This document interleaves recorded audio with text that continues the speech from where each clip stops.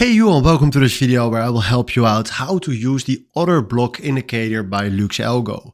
And the first thing that we're going to do is make sure that you log in with any account. And then we select right here library. Then we go right here to free tools and we search right here for the order block right there. And then if we go right here, you see right here the order block detector.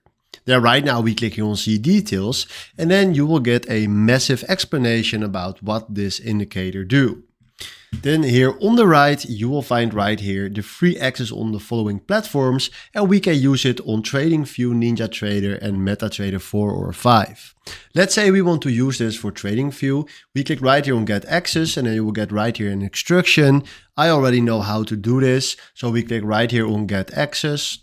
Then he will send us to the website of TradingView and then we select right here use on charts. Then we throw this one away. That was right here the ICT concepts. And now if I zoom a little bit out, you see right here the order blocks that he detects right here for us on Bitcoin.